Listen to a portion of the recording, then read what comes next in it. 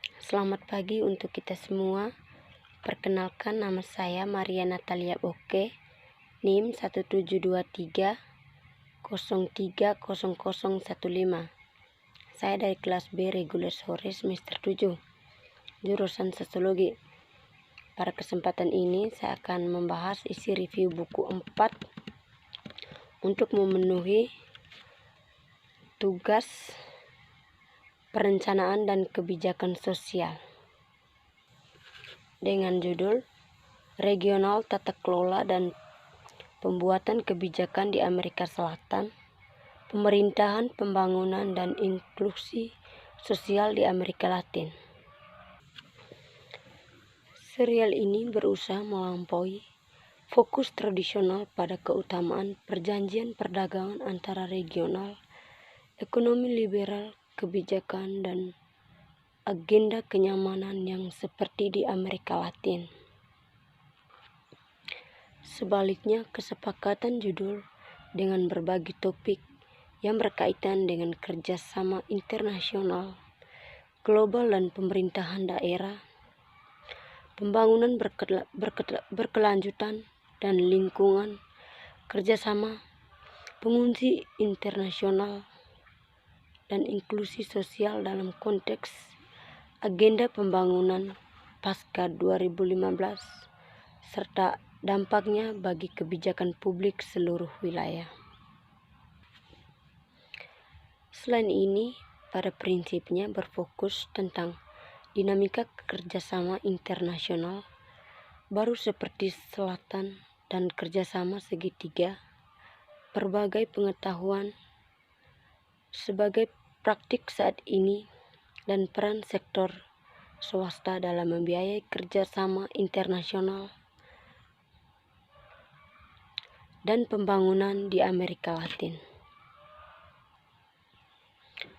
Organisasi daerah tentang dasar pemikiran dan tata kerja UNASUR merupakan kontribusi yang disambut baik untuk mengisi kekosongan literatur tentang pembuatan kebijakan publik di organisasi regional, dan itu juga menonjol di serial ini yang bertujuan untuk menyajikan penelitian baru tentang pemerintahan, pembangunan, dan inklusi sosial di Amerika Latin.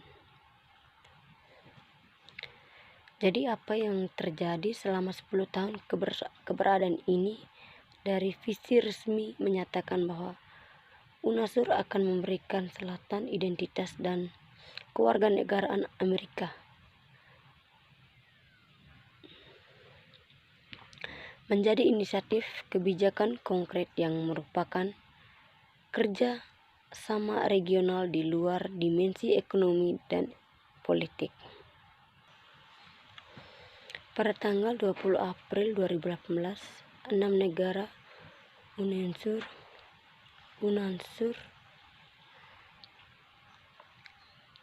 mengemukakan bahwa mereka akan menggunakan keanggotaan mereka untuk sementara karena ketidakpuasan dalam organisasi. Menariknya, seperti yang ditunjukkan Hoffman, kurangnya kepemimpinan peranan belum menjadi masalah besar bagi organisasi. Fungsi kemudian dari UNASUR terletak pada dewan dan beberapa daripada sekretaris kelihatannya.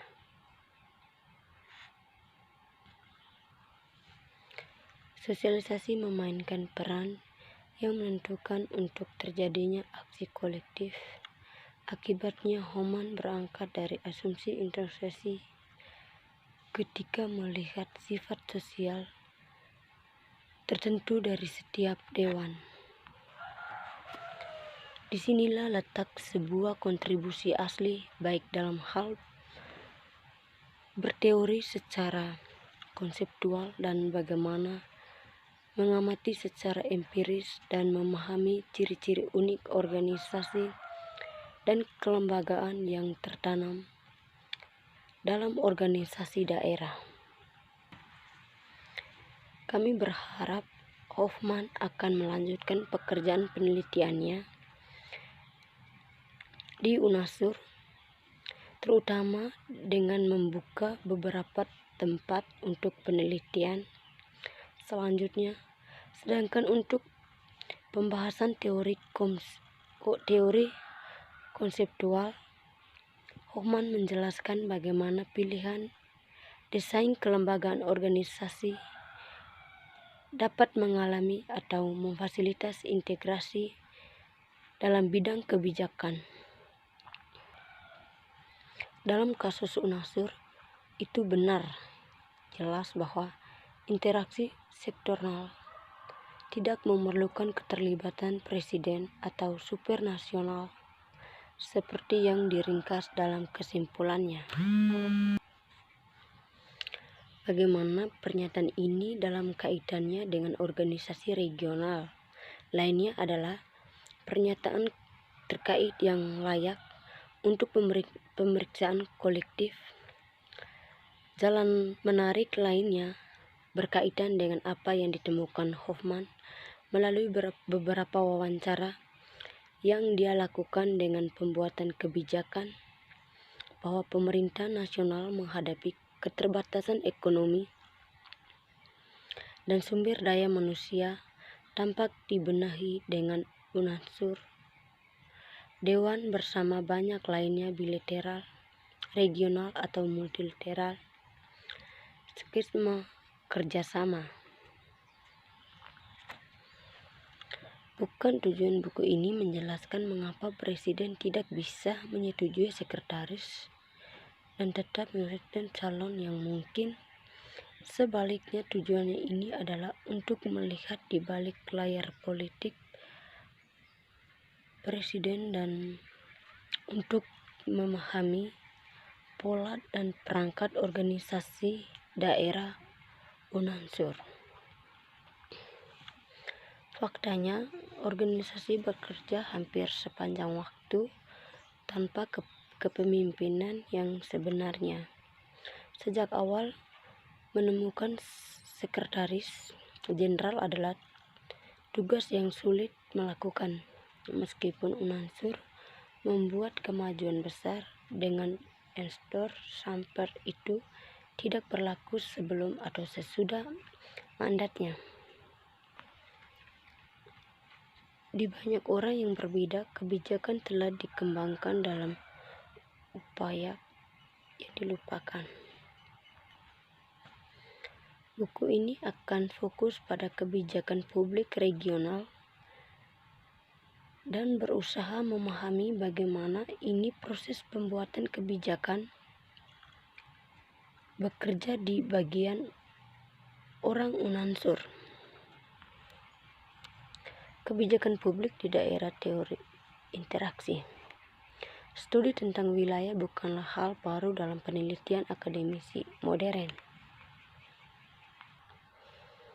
Faktanya itu adalah satuan integrasi regional itu sendiri. Amerika Latin khususnya memiliki waktu yang lama tradisi kerjasama regional sebelum proses integrasi Eropa dimulai pada tahun 1950-an dan mulai mempengaruhi perdebatan ilmiah. Amerika Latin menampilkan berbagai bentuk regional antara pemerintahan, kerjasama, dan interaksi. Meskipun demikian, tradisi awal dalam integrasional kerjasama di Amerika, proses integrasi yang relatif padat di Eropa sangat menentukan untuk pembangunan bidang ilmiah studi integrasi regional. Studi tentang interaksi Eropa itu terbobos untuk pembangunan teori internasional merujuk pada perkembangan politik di Eropa. Ulama sejak saat itu menjelaskan interaksi regional dengan pembentukan supranasionalitas. Bersama dengan kemajuan berkelanjutan dalam undang-undang Eropa, relevansi perdebatan akademisi tersebut muncul. pengembangan teori untuk lama dianggap hanya proses integrasi Eropa. Bukti dan teori integrasi regional. Fleksibilitas kelembagaan di mata para sarjana interaksi regional tradisional adalah lemahnya kelembagaan. Seperti disebutkan sebelumnya, penilaian ini adalah warisan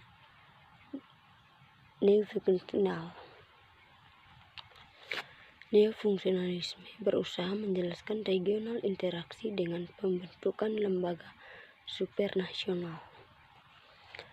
Neofungsionalisme berkaitan erat dengan integrasi Eropa dan terutama menganalisis peran interaksi